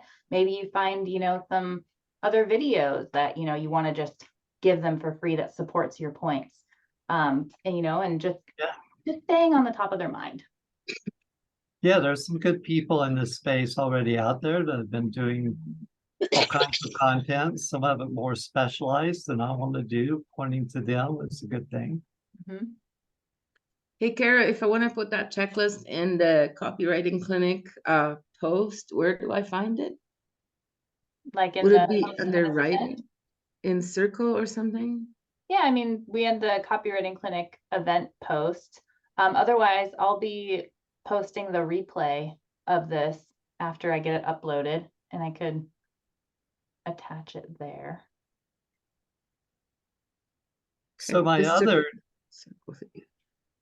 My Go ahead. other big question is, if you're a relatively unknown in the field, Mhm. where are the best places to post something like this for a bunch of eyeballs to see it? It's a good question. I mean, You want to get an interview with James Corbett. I was Yeah, thinking, you have to plan that some months ahead. Yeah, Yes, then you'll it's be pretty world cool. famous. you could schedule with Chris McMillan, Truth Conduit, and there's he's- you can get on some different podcasts. That's definitely one way. You could find discussion forums and, post the link in comments or, in discussion threads. The traditional way in the past has been, which is especially in our community not as common, would be creating a Facebook ad and paying for some paid advertising and, targeting some people and getting it out that way, which, isn't as popular because, a lot of the audience that you're going to be seeking isn't going to be necessarily active on Facebook. They might be, but, those are some different ways. It's just trying to find where are the people at, and that you can try and get it in front of them. Facebook seems to have gone downhill too. I mean, I left it for like a year and a half, and then I came back because I thought I'd do some more business-oriented things there. And it's just not what it used to be. There's not as much traffic, not as many active groups I used to be in, for instance. Yeah. Rawad just had a thing on marketing or market things. I don't know if it was last week, where he talked about choose between 5 and 10 topics that relate to your expertise. And then he had a list of like 10 questions. And essentially, if you were to write all those articles of those 10 questions of those 5 or 10 topics, you'd have so much content that that would essentially proliferate. And of course, that's one of those things with the SEO stuff, is using the proper words in those titles, all of it cross-referencing. You end up with a pretty powerful way to direct internet traffic your way. Yeah, so I need to get my own website up and do some blogging or put things on Medium and other things, Substack and so forth, and do that SEO targeting and get my name out a little more. Yeah, that's also Matthew's thing. What's the name of that one? But by posting it to YouTube and all the other stuff, you're getting all this potential traffic and tie-ins and all that stuff to boost your SEO. So I just put the 2 documents in the Copywriting Clinic for today. And the first impression, and then I found this other, your marketing blueprint, that could be helpful to Sam. So I put it there too. Those are the lead magnets I had on my website in 2010.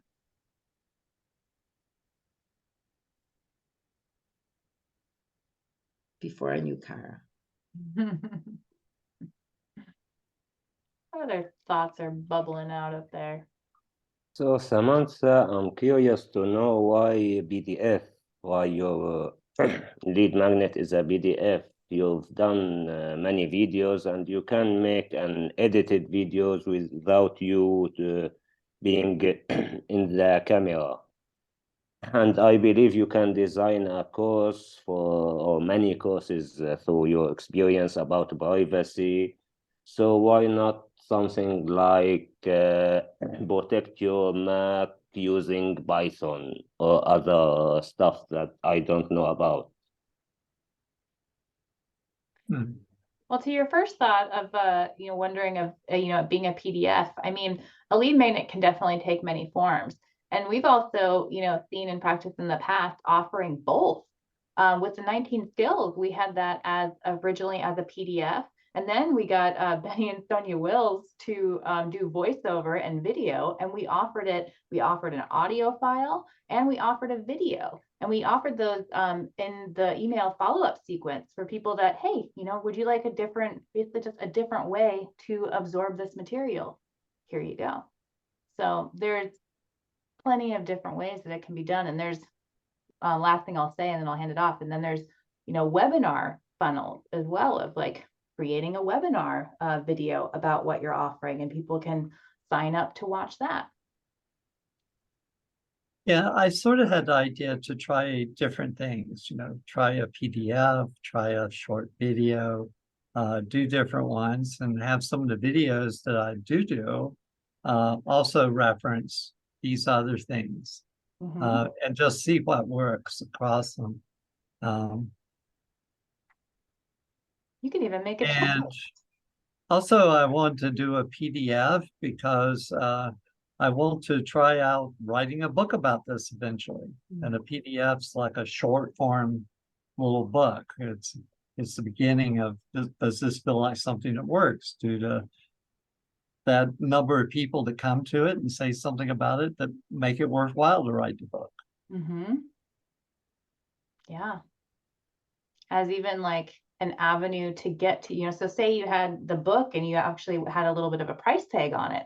There could be the lead magnet to get to your book could be a really simple checklist of, do you have these privacy things in place?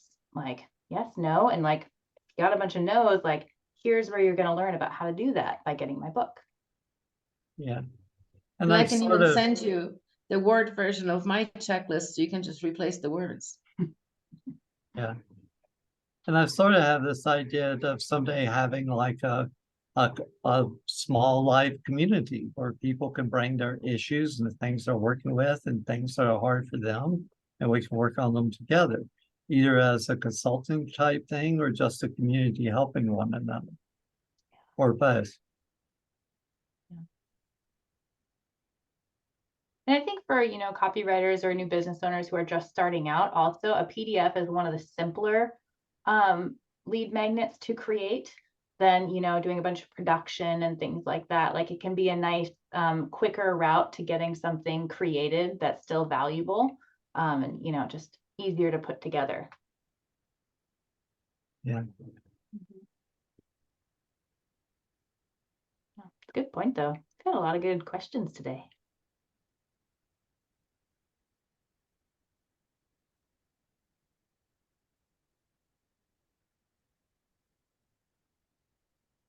What else is going on out there? Mike, didn't you have some stuff when I was putting the things in the thing? I saw you had some stuff posted in there. Did you want us to look at something? Oh, that's right. I even downloaded those that we could look at, because when I pulled them up on the thing, it was just a little small. It was hard to.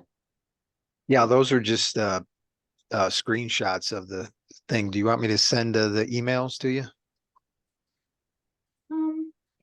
What is it that we're looking at? Yeah, because even when It's just it's a newsletter that has some, you know, it's essentially future headlines, you know, that are funny, that he does every Friday. He's only been doing it for 2 weeks, but I mean, it's already obviously a total hit, because they're just funny things about kind of the stuff that's going on. You know, like last week, I guess they had the UFO hearings.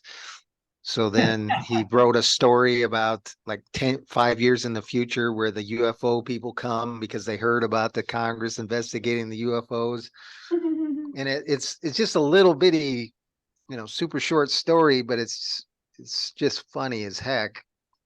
And you know, to me, that's, you know, like he's a sovereign man.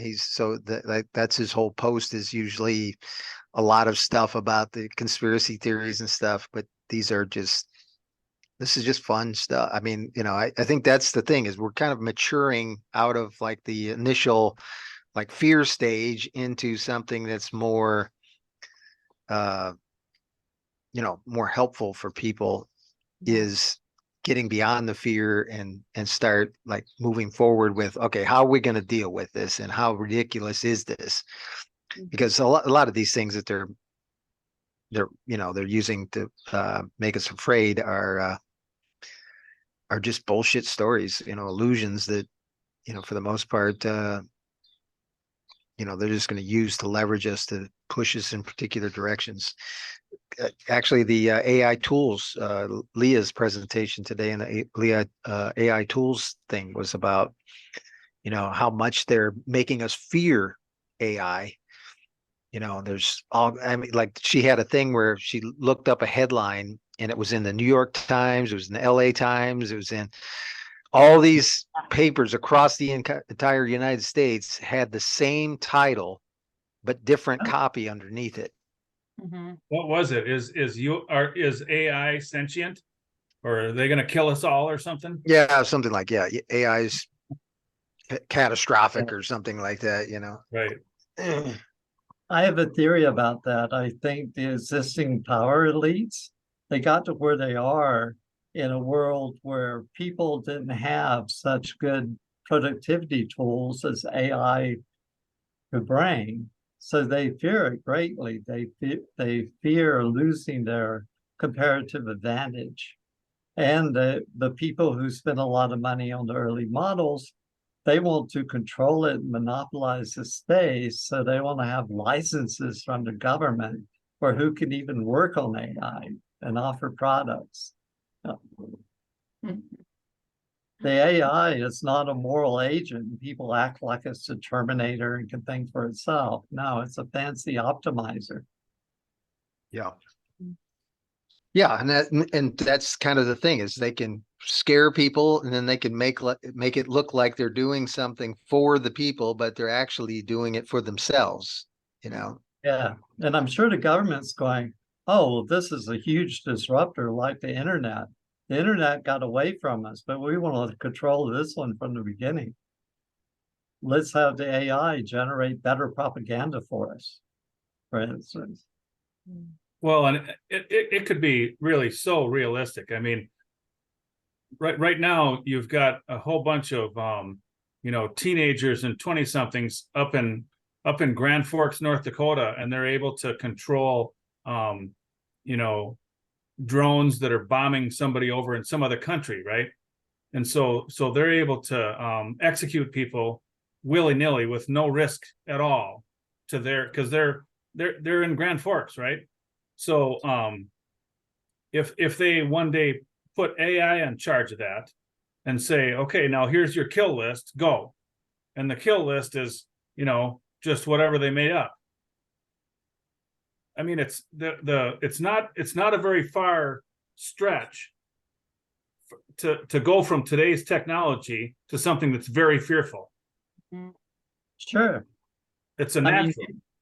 It's sort of true of all technology. I mean, you can use it for good things or you can use it for very destructive things, but AI is less understood, so it's easier to create more fear about it.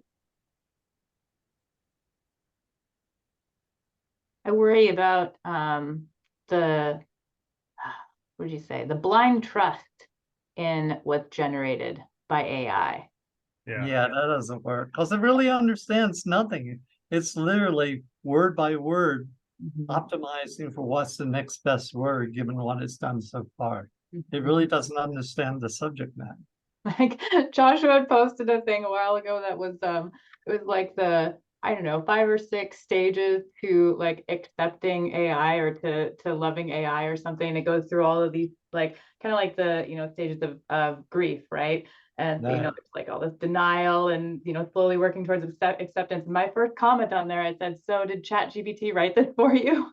And he said, oh, partly. I'm like, yeah, Right. Of course it's telling you how to come to the acceptance of what it is. Yeah, I saw this video Chat that ChatGPT did the content of the whole video about how horrible and dangerous ChatGPT was.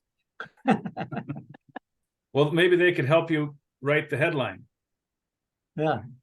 I think it's, and I saw an email from because especially when ChatGPT was first getting really popular, it was really hitting the market, and I'll admit I'm one of those people that I kind of have this like aversion to it, and I said no, and I've got my own processes and stuff for copywriting, and I'm on for Copy Hackers, Joanna Wiebe.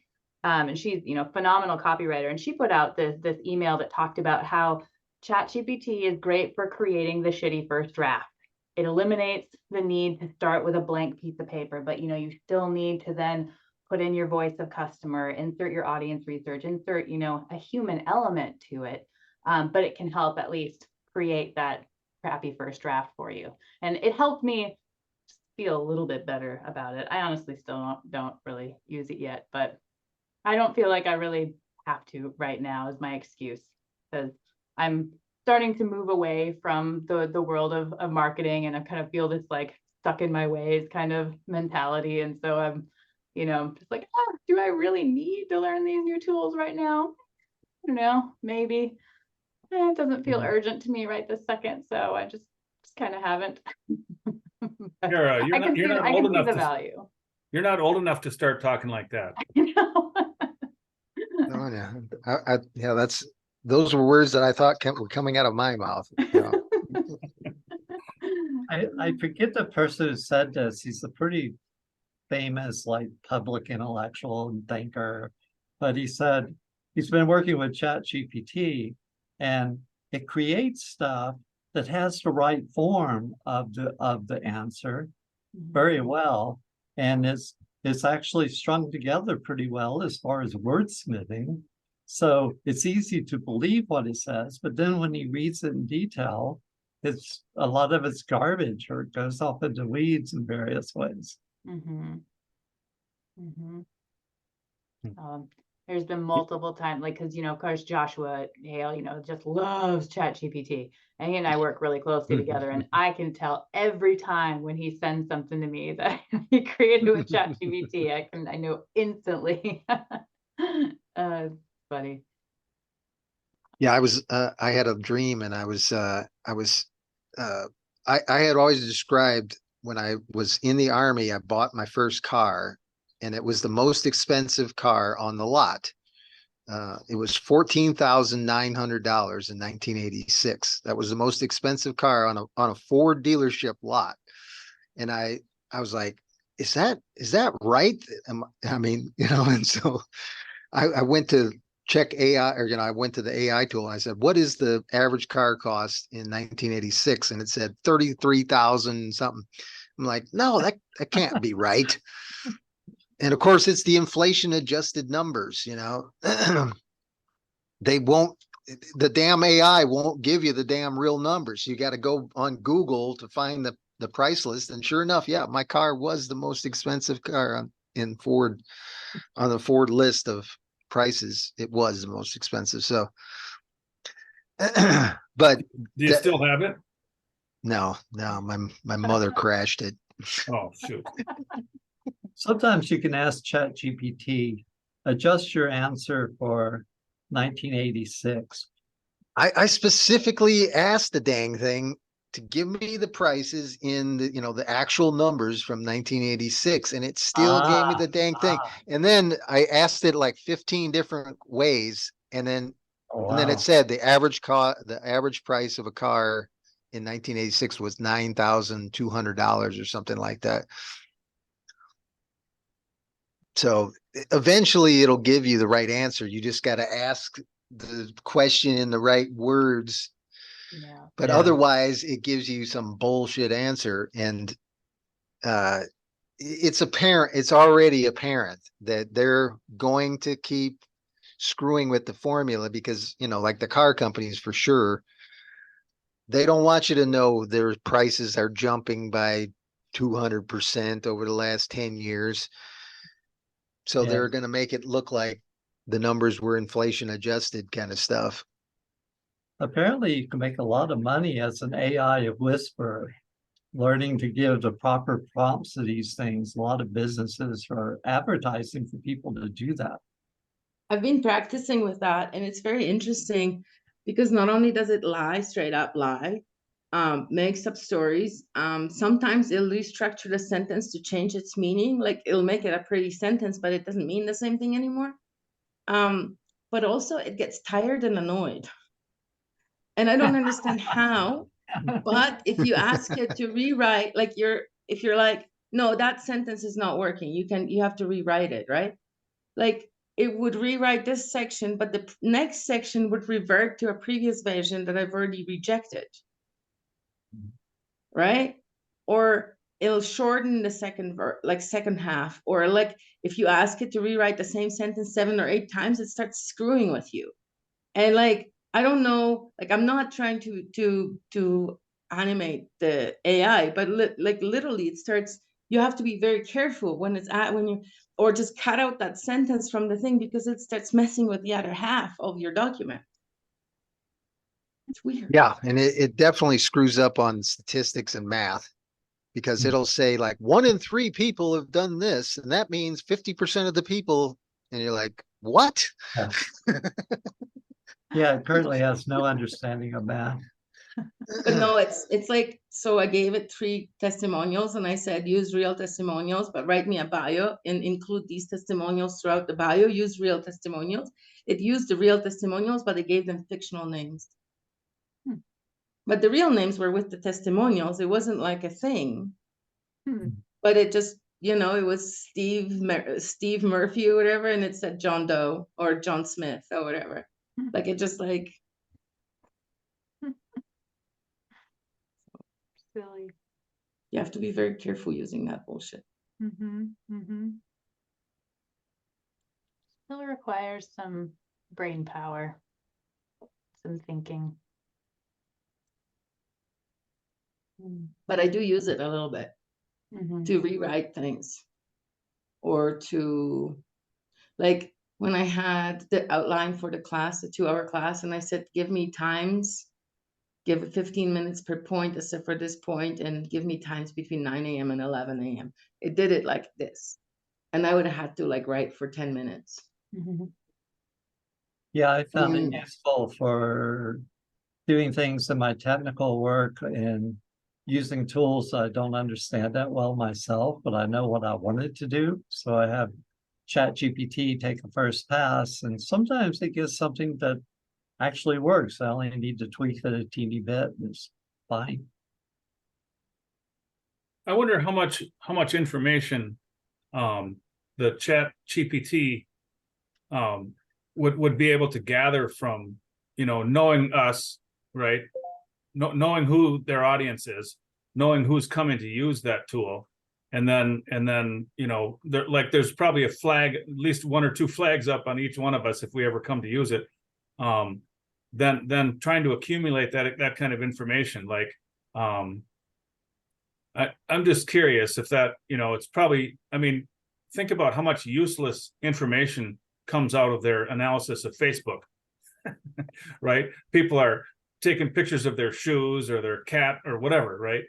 And but chat CPT is a lot more let's say it's more intriguing to you know, conspiracy students. And so you'd have a you know, an audience of people come to use this tool and ask questions that they might not have thought of that question, right? Like how do we avoid the central bank digital currency? You start asking some questions like that, and suddenly their data collection, the quality of data that they're collecting just skyrocketed. Just curious. Yeah, you could probably tune it, go, well, this is all the stuff I know about this person by their whole internet history. So maybe I'll just tell them what they already think, but in new and novel ways. Right. Like Google will tune searches to what it knows about people. I've heard it can make memes that are pretty fun. Yeah. So I imagine a meme that shows up that some aliens just arrived from a different planet, and they said, your planet is so weird because it's flat. We didn't know which side to land on.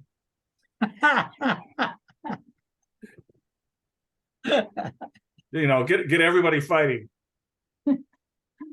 There was a funny, I don't know if anybody in here watches South Park, but they had a pretty funny episode about ChatGPT earlier this year. And Who was that? the kids, South a South Park episode about ChatGPT, and the kids were using it to make replies to their girlfriends, and making these full text conversations. The girls are just, oh, and you know, all this stuff. And then of course they're using it to, you know, cheat on schoolwork, and then the teacher uses it to cheat on reviewing the schoolwork, and it was really funny. It was a good one. Then everybody gets busted in the end because Yeah, they in can't. true South Park fashion, it was like absolutely ridiculous, where they just have this ridiculous character that comes to, you know, monitor to find out if the kids are using AI tools, and he's this ridiculous character with this weird bird, and I don't know, I can't even describe it. It was really funny though. It definitely got me laughing. I saw an ad for ChatGPT that said that, you know, if I want to break up with my boyfriend, it can do it in an eloquent way. Yeah. Yeah. Mm-hmm. Well, there's Joshua highlighted this one today, which is personal.ai, which essentially it'll take all of your data, all of your personal communications with all your social media and respond as you. And basically, so like if you're a, if you're a celebrity, you can basically respond to everybody that's talking to you, Mhm. like you could answer 1 million people Will you at the marry same me? time. Yes, I am open to that. However, maybe it would be better if we stayed friends for now.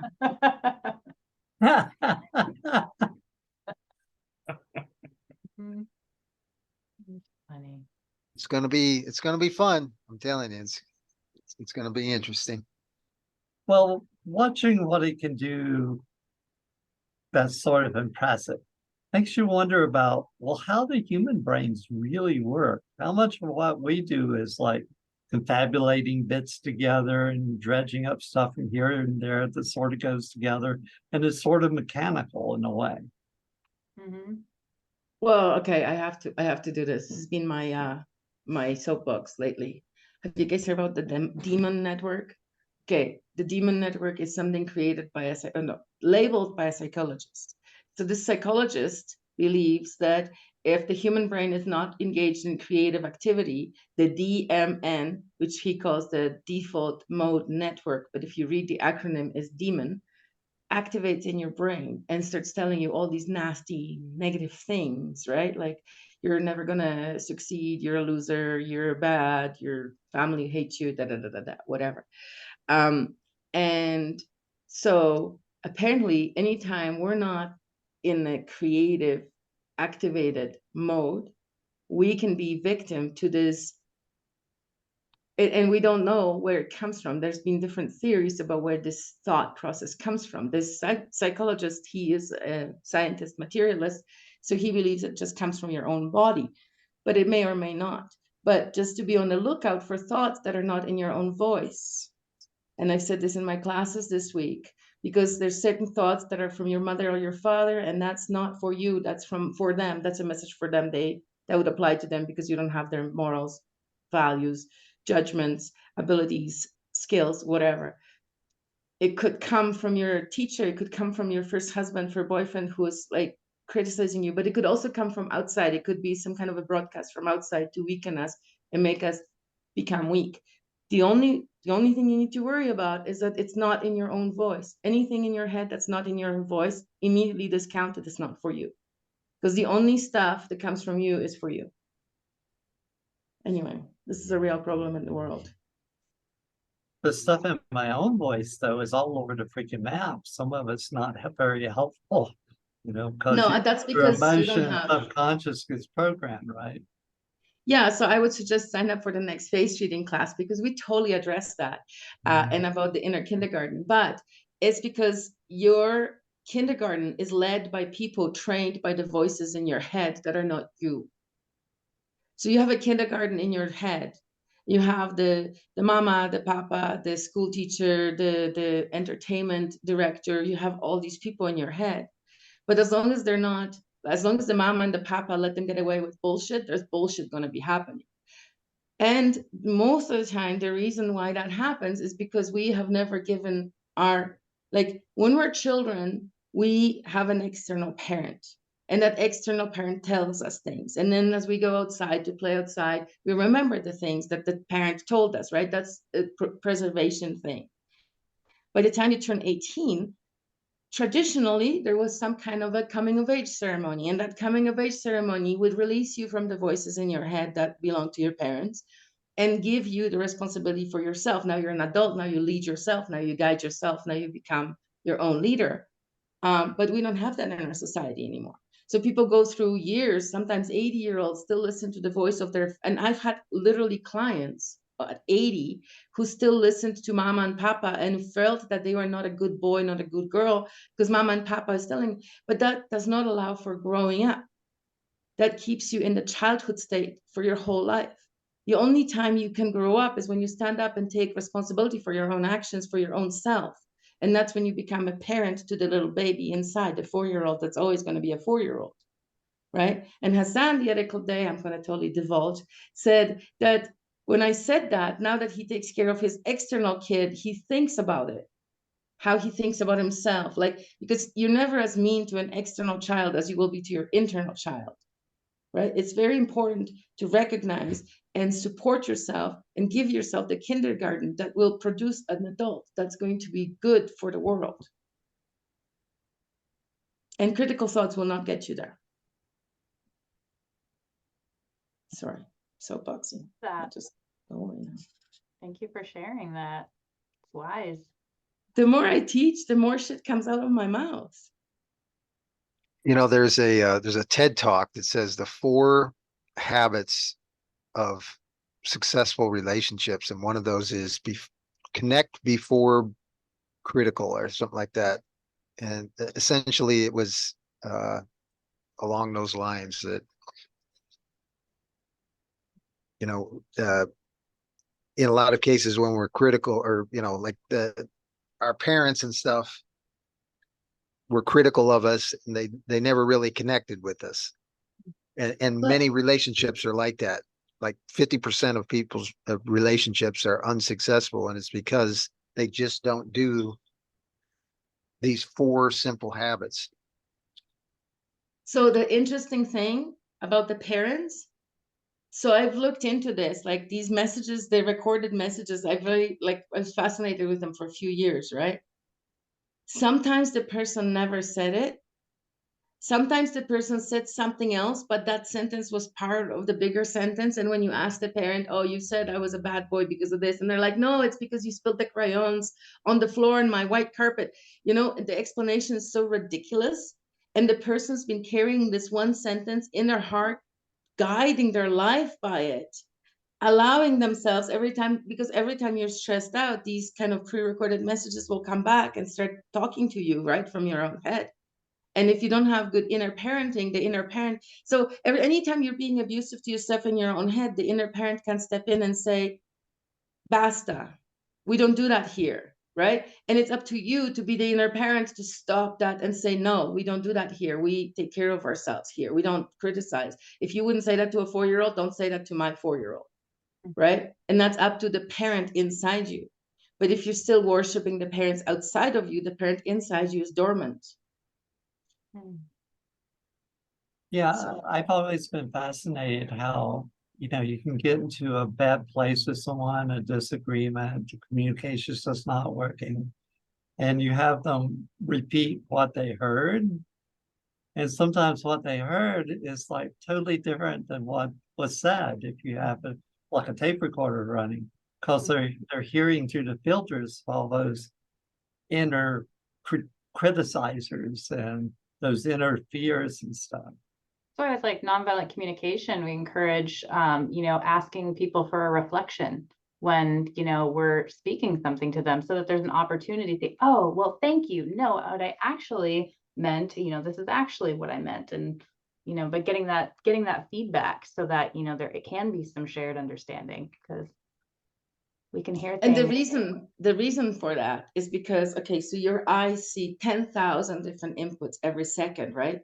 There is the curtain, there's the fly, there's the dog, there's the this, there's the that, there's all these inputs, right? Your brain filters the inputs and only shows you a select few. The select ones that you select, but because you selected them, it has to filter through your fears and your own bad experiences first before it comes up to your thing. Anything that you've never seen before will be automatically discounted. And that's why people are such terrible eyewitnesses, because anything they've never seen before is automatically deleted from their brain. They're only filtering through their own past experiences. Interesting. Just a correction on my thing. It's connect before you correct. And Yeah. the other one is be curious, not critical. Yeah. That's great. We never had the debate, violent versus non-violent communication. because Kara and I were at the opposite ends of the spectrum. I believe that people need to be smacked every now and then to hear, and she believes in nonviolent communication. And from the beginning, we talked about having a debate, but we never did. No, we never did. And I think there's still a lot of value though in like speaking your mind and setting clear boundaries. And I mean, this is, you know, a big part. It's not just like passivity and just, you know, everything through a filter. But we are getting to we're at that time, guys. And Shit, this I'm pregnant supposed to go lady to a needs to different get meeting. lunch. Somebody's waiting for me in a different meeting. Have a Okay. good lunch. Bye, everybody. Bye, Sorry, everyone. I Thank soapbox you. too much. Another great meeting. Awesome. Can't beat it. Thanks, everybody. I'll post the recording after it gets uploaded later today. Bye.